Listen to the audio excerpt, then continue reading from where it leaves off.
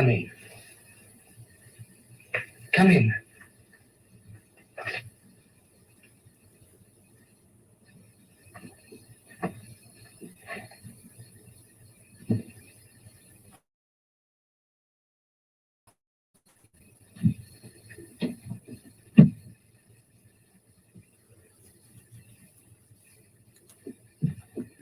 Sit down. Sit down.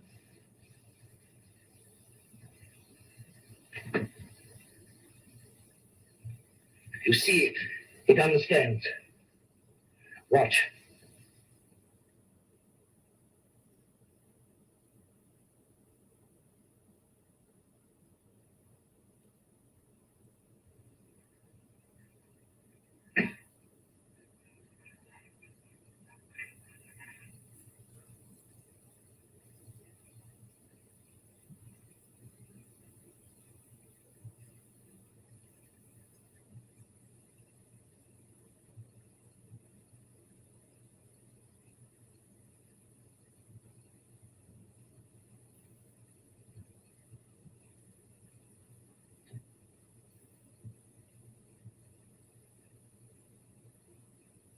Take care, Frankenstein. Take care.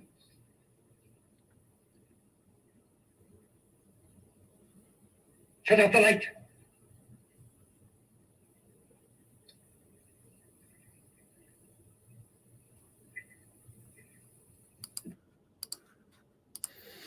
And good morning, everybody. Welcome to another Monster Monday. I am your host, Graham Nolan, and today we have just seen one of the greatest introductions in movie history, that of Boris Karloff as Frankenstein's monster. To say this is iconic is just really an understatement. Boris Karloff played the monster in 3 films. This is the first one, Frankenstein, directed by James Whale in 1931.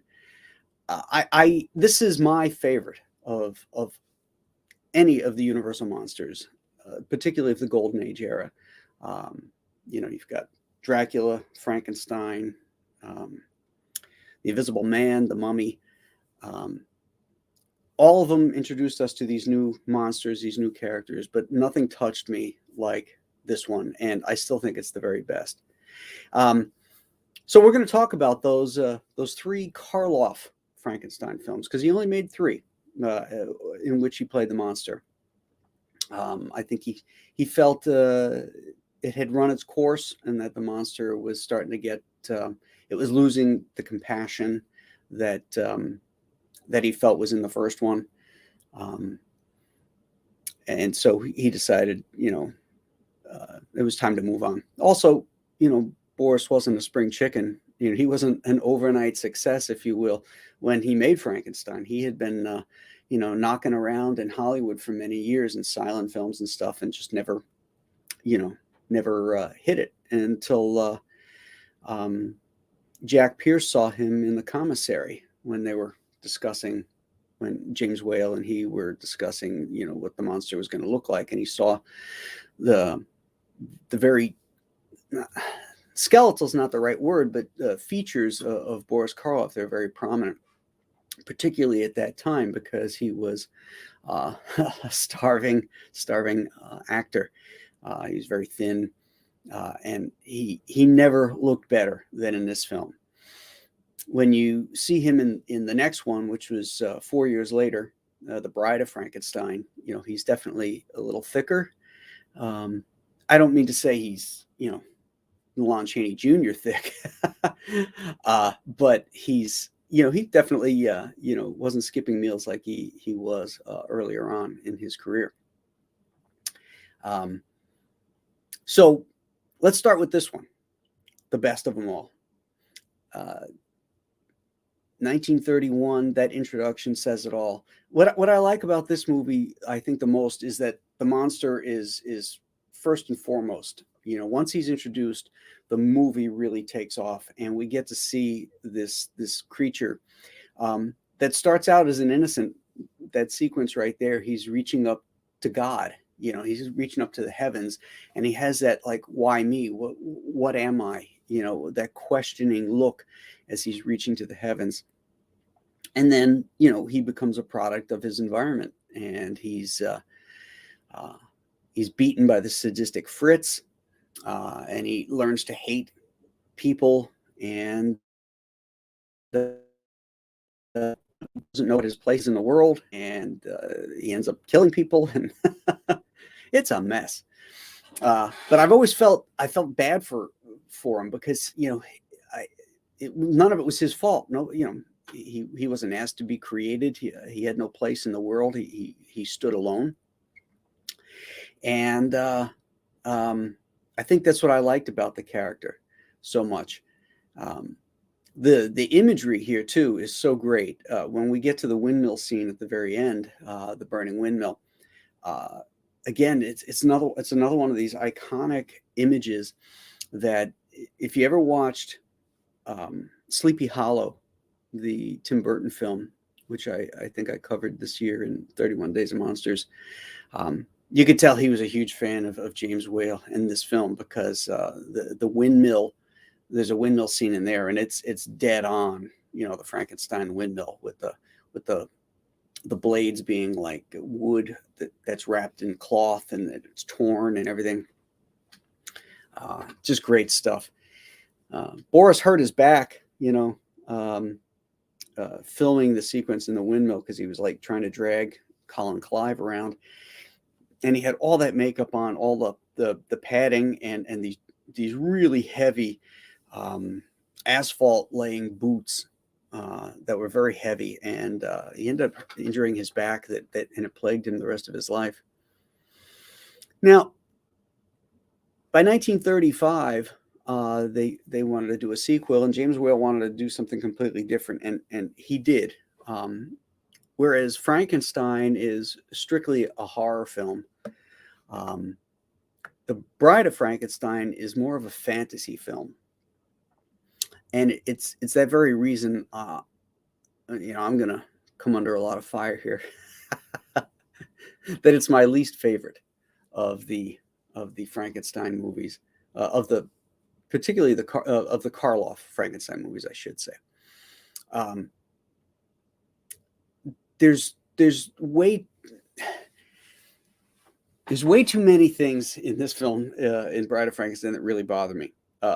And I'll start with those, but there's so many great things too. The imagery, the sequence where the monster, finds the blind hermit, is just heartbreaking, and it's wonderful. When the villagers capture him, and then they put him up on the cross, the imagery, there's lots of that imagery, Christian imagery.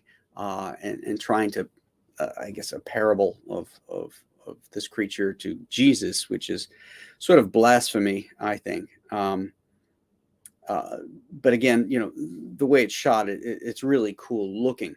But the stuff that bothers me about it is Dr. Pretorius goes to Victor Frankenstein because he needs help. He's read about what Frankenstein has done, and he needs help. He wants to create a bride, a woman. But Pretorius is able to create completely human creatures. They weren't sewn together from bodies. Who knows? He grew them, I guess he says. But they're miniatures, and they're in these little bottles. But they're completely normal human beings with desires and everything else, not the freakish thing that Frankenstein created. So the question is, if you could do that in miniature, why couldn't you just do it larger too? Why couldn't you grow it larger? So that sequence always bothered me. It didn't make any sense. The music. This one has a soundtrack, and the original Frankenstein did not. And I think it works better in the original. Franz Waxman was an excellent composer. And this is early on, it's 1935, sound hasn't been around that long yet. But just like King Kong, the music in it bothers me because it's a bit bombastic. And it's also It was also used in the Universal serials, the Flash Gordon serials. And I can't listen to it in Bride of Frankenstein and not think of Flash Gordon.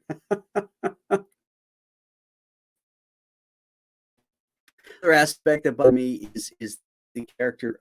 I think her name is Minnie. Let me just double check that. Yeah, it is Minnie, played by the wonderful Una O'Connor, Irish actress. Was in a lot of films in the 30s and 40s. She's wonderful as an actress, but in this movie, she's really annoying, and she happens to be everywhere. She shows up everywhere, and again, there's this continuity issue that really bugs me in this movie. I can watch it, but it's definitely not my favorite. So my second favorite is the third one, is Son of Frankenstein, directed by Roland Lee. Right after 1935, Universal stopped making monster films. There was a British ban on them, and that was a huge market for them, and so they stopped making them. But they decided to reboot in 1939 and see where they were at, and they started with the Son of Frankenstein, and it was a huge hit. As I mentioned, Roland Lee directed it, and it's completely different than the other ones. Whereas in The Bride, the monster developed the ability to speak, and in Son, he's regressed and can no longer speak. But Karloff is so wonderful with his pantomime. The sequence in Son of Frankenstein where Wolf Frankenstein, played by Basil Rathbone, encounters the monster for the first time after it's been revived, and it's terrifying.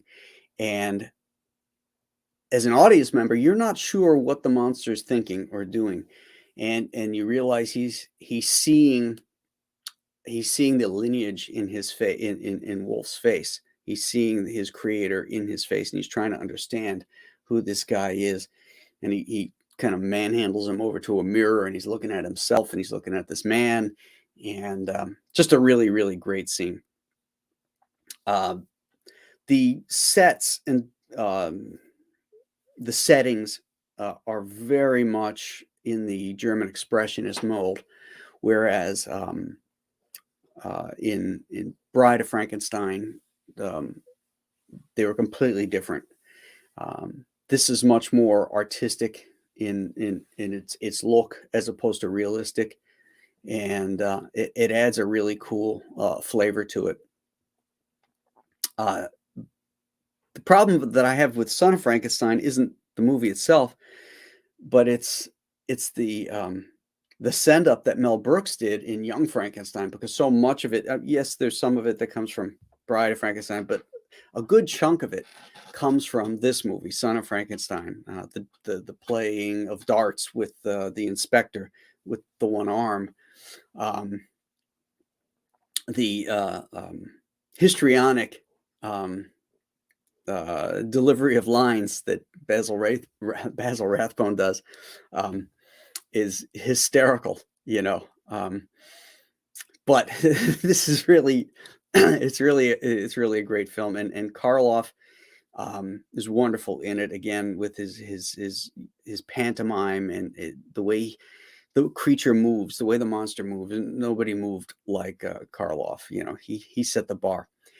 Now, as much as I love this movie for Karloff, it's really Bela Lugosi that steals this show. He plays the hunchback Igor, and Bela is just it's his last big role for Universal until 1948, when he in his swan song, Abbott and Costello Meet Frankenstein. But he was relegated to Monogram Pictures and some really crappy studios. But this was his last big role. Well, no, he appeared in the sequel to this, in Ghost of Frankenstein. I forgot. Actually, I'm going to take it all back, because now that I think about it, he was in Frankenstein meets the Wolfman too. Okay, so disregard what I just said about this being his last big role, but it was his. Let's just say it was his last really great role. He created this character of Eve, and who was a grave robber who was hung and pronounced dead, but he didn't die.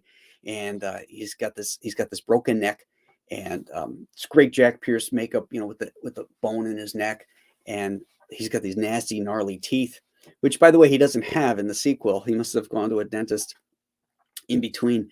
But it's really Bela that steals it for this in this movie. So of the three, again, I'm going against the grain here, and I'm going to tell you it goes 1, 3, 2. That's my ranking of the Boris Frankenstein films. The consensus among critics and everything is Bride of Frankenstein is the greatest of all of them. Of all the horror movies of the Golden Age, that's the greatest one. And for the reasons I outlined, it is not my favorite. It's a fantasy film. It's not a horror film. And I think just that some of the fantasy elements just go too far. Another aspect to it, yeah, at the very end, this can't be a spoiler because it's from 1935, and if you're watching this, you like monster movies, so you had to have seen it already. Once the bride is revealed and she's terrified and disgusted by her mate, the monster, it's a final straw for the monster. He realizes he belongs dead. He can't live in this world. And so he reaches up and grabs the lever. Don't pull that lever.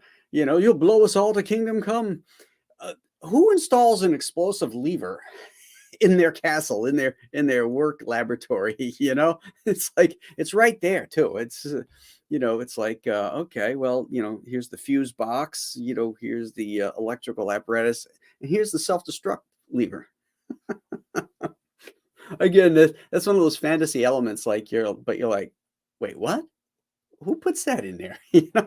I'm willing to buy the fact that he could create some creature from dead parts. I'm willing to buy the fact that he's got this electrical stuff. Oh yeah, there's another thing. when Victor or Henry's bride is kidnapped, and she's tied up, and the hunchback has got her.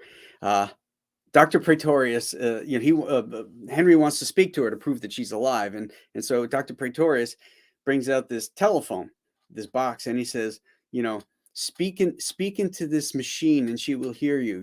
And it's like they don't know what a telephone is, and yet he's got all these electrical devices, that do all this shit, these biz things and all that, and yet this machine, it's like he's introducing it and he doesn't know what the hell to do with it. I just thought that was pretty funny. It's like, what era does this take place? You got all these Tyrolean people running around, horse buggies and all this kind of stuff, and you get the the kind of strict fat and buzz things buzzing all around, and they don't seem to know what a telephone is. So yeah, that's just one more thing about Bride that I find funny. So anyway, now that I've ragged on that enough, let's say good morning to everybody and see who's here. JP Roca asks, what's good? Ravens Saber, Pop Culture Avenger, Todd Habershide, sorry. Rob Fellows, season's greetings, Rob says. Season's greetings, Graham and the Karloff crew. Boris, quote, the children had never fallen for my nonsense. No, we have loved it ever since. Bravo, sir.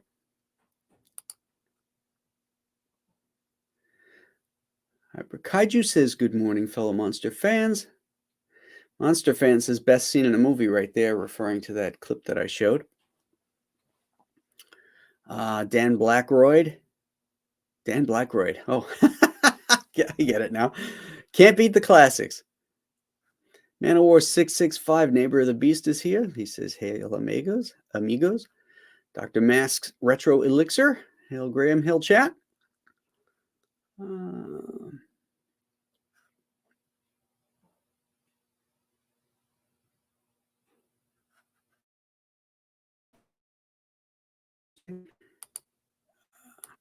Click. None of us asked to be born into this rotten world, in that we are all like Frankenstein's creature. Indeed. Although he was put together by man while we were put together by God. Well, here we go. Hyper Kaiju says these miniature people in the bottles really turned me off too. Yeah, it doesn't make sense. And also that scene I think it makes the film come to a screeching halt.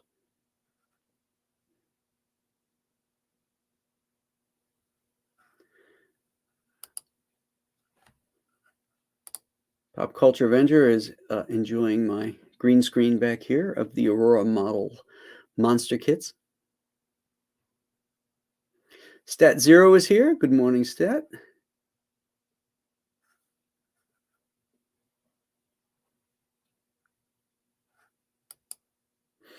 Rob Fellows makes a good point. I think Karloff's performances are strong enough to bridge the changes in directorial style. I agree. The monster is clearly Karloff's monster in all three of these films, regardless of the changes they make along the way.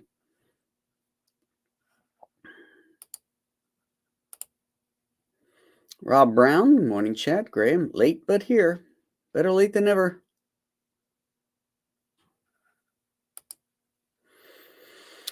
Wooly and I just got done talking about Hammer Frankenstein a week or so ago. I like that first Hammer Frankenstein, where they changed the whole theme of it, where it's clearly, Dr. Frankenstein is the monster. You know what I like in Son of Frankenstein too is when Basil Rathbone is talking about how it's a great transition scene. He's on the train and they're coming into the village, and he's talking to his wife, and he's talking about what his father had done, or his grandfather had done, and that why, how does he phrase it? Why they even refer to that creature as, and then the guy in the train who's announcing the stations, the conductor says, Frankenstein, pulling into Frankenstein, so it's like he doesn't get to say the name, but I really like that transition. He says, why they even refer to that monster as Frankenstein, pulling into Frankenstein. Whenever you say, my favorite monster is Frankenstein, everybody says, oh, it's the monster of Frankenstein, you mean? It's like, well, yes and no. I mean, both are right, really, because, my father and mother created me, and I share the name Nolan. So Frankenstein created the creature, and so ergo, he's Frankenstein. So I think it's completely fair to call the monster Frankenstein.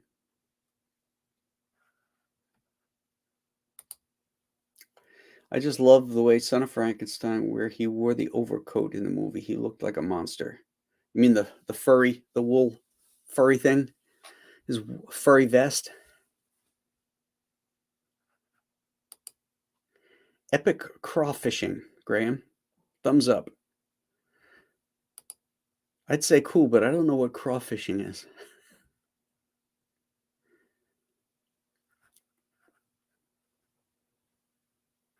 Oh, Hyper Kaiju watched Stat Zero's stream and said it was very informative. Excellent. Hail Nolan's, what about? Thank you.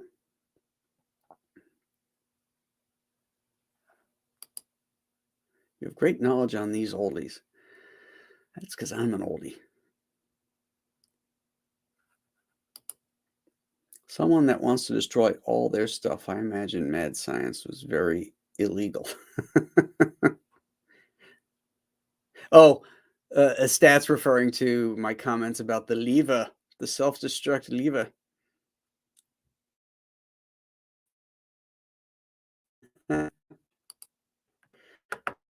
No, now Dr. Mask, this is not the same. Self-destruct, just like in Star Trek. That's that goes back to Navy scuttling ships so that your enemy can't get your technology and all that kind of stuff, sinking your ship, or in this case, blowing up your starship, so that the Romulans or the Klingons can't, get your tech. That makes complete sense to me.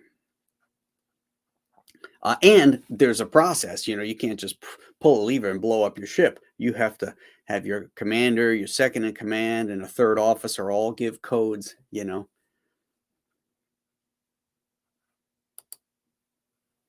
Monster Fan says Praetorius is an alchemist who grew his homunculi from the seed of human semen. This is an amazing scene. Well, we don't know that. They don't make that clear. Yes, he grew them, but he doesn't. We don't know what he grew them from, whether it was cellular, from a piece of hair or a piece of skin. And again, if that's the case, then why are they grown so small? Perfect in every way, perfect human in every way. In fact, one of them's even horny. The king is trying to get to that girl. So to be able to kind of go backwards and create something that was from dead pieces doesn't seem logical to me.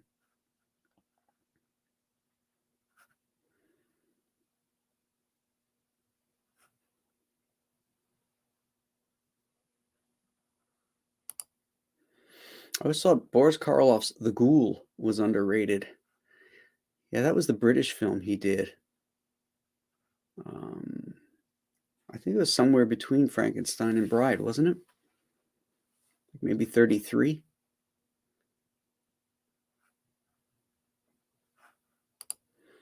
Dr. Mask says, my money's on God to make a better product.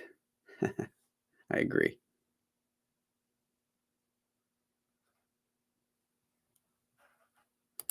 Stat Zero says these miniatures were probably the equivalent of a tech demo to shock the audience. Well, certainly the special effects of the miniatures are fantastic, particularly for its day. They really work. But as a story element,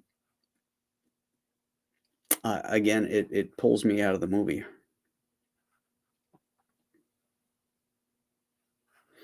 Man of War is heading to PT. Merry Christmas, amigos. Merry Christmas.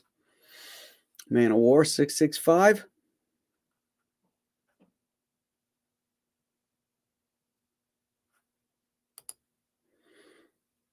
Pop Culture Avenger, good morning. Funny to see you on another monster stream. Haha. Strippin' Vaughn is here. He says, good morning, chat.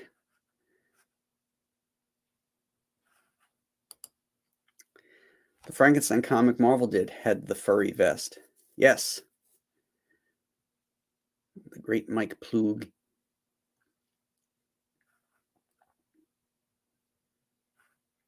Was ist das?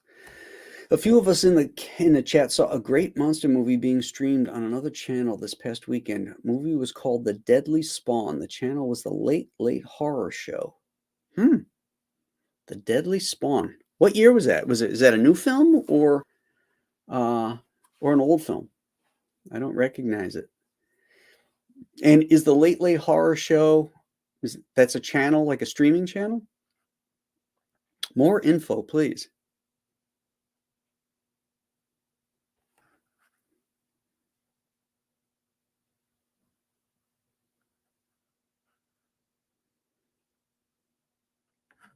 Rob Brown confirms that, yeah, The Ghoul is 1933. Excellent.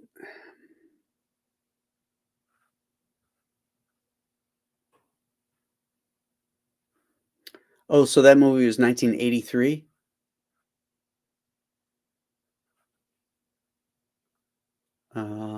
Okay, cool. I'll have to check it out.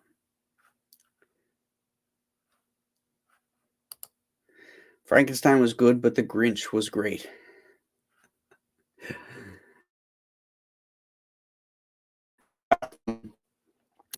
One of my favorite aspects, I mean, of The Grinch, that stole how The Grinch Stole Christmas cartoon.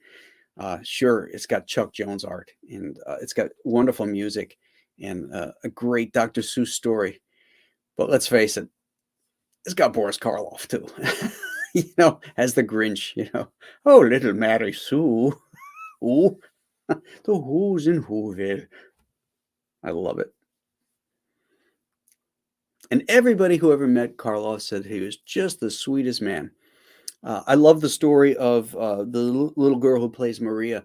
They had to go over to a lake.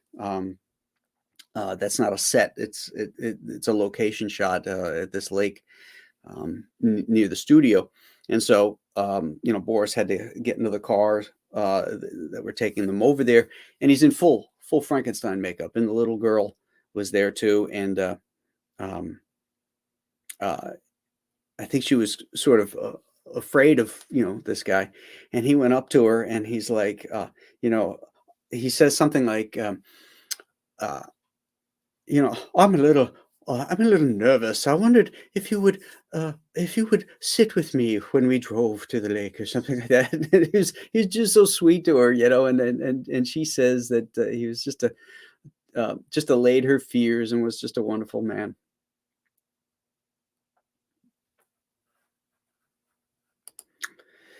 Marcus Kelligrew, he's in, but he's behind. That's all right. You can catch this stuff later.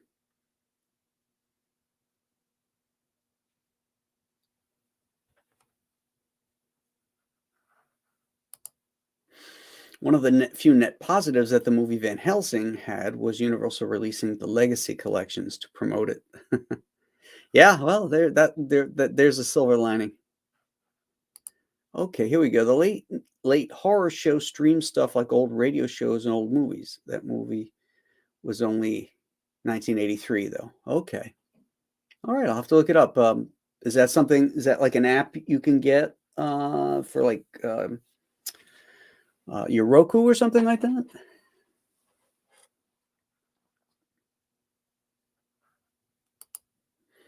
Yeah, I just watched Silent Night, Bloody Night on the Late Horror Show. Hmm.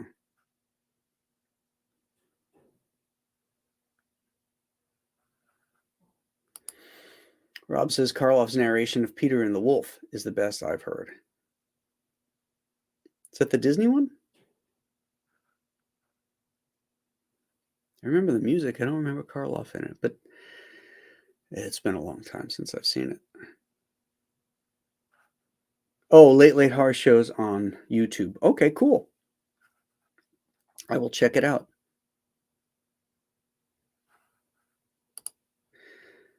Dan Blackroyd says, I like the Abbott and Costello movies with Karloff and Frankenstein, both fun. Yeah, one of my, I think the second best Abbott and Costello horror film that they did, because I didn't really care for Meet Jekyll and Hyde or the Mummy, Meet the Mummy. They were both later on in the careers, towards the end of their run, and I didn't really care for them. But the one that they made with Karloff, which is called Abbott and Costello Meet the Killer, Boris Karloff, which is sort of ironic since he's not the killer in this movie, but that's the complete title of it, is one of my favorites. They used a lot of the musical motifs from Abbott and Costello Meet Frankenstein, but it's got a great cast in it. Alan Mowbray is in it. Karloff, Lenore Albert. Oh God, what's that? James Flavin. I can never remember his name, and yet he's a perennial in so many movies. It usually plays a cop, and he plays Inspector Wellman in Abbott and Costello Meet the Killer, and that's a great one. I really love that movie. Hey, you know what? I never did that one for 31 Days of Monster. Abbott and Costello Meet the Killer could be a fun one to talk about. You know what? We're going to do that. We're going to do that next week. We'll talk about Abbott and Costello Meet the Killer.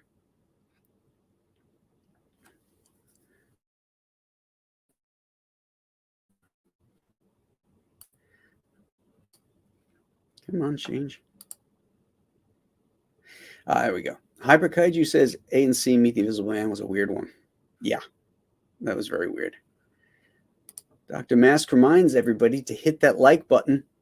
Yes, please. Please hit the like button. You can't hit it enough as far as I'm concerned because it does help the algorithms. And if you haven't subscribed to the channel, please do so as well. Helps monetize and make this stuff easier to produce, if you will. I think we set our game plan for next Monday. Abbott and Costello Meets the Killer. We'll probably talk about some of the other Abbott and Costello horror tie-ins as well, but we'll focus on A and C Meet the Killer. Boris Karloff. It seems like a good way to segue from Karloff as Frankenstein. Until then, my friends, I'm wishing everybody a very Merry Christmas. I hope you're spending it with loved ones and family, and God's peace to all of you. And thanks so much for tuning in to our Monster Mondays. It's always so great to see new folks show up, but the regulars that are here in and out every week are just great. It's like we're all sitting in a living room talking about the stuff we love. So thanks again for doing that and for coming in and sharing that with me. So until next Monday, my friends, I won't be streaming too much here this week because family is coming into town, a lot of stuff with the holidays. I have some things to do for fulfillment because, as you know, or if you don't know, Alien Alamo is at the printer, and I'm supposed to get the book shipped this week. And hopefully there won't be any delays there because we want to start shipping them out to everybody next week. But I've got stuff to do on my end, some sketches to finish. Some of the grab bag books have to be signed.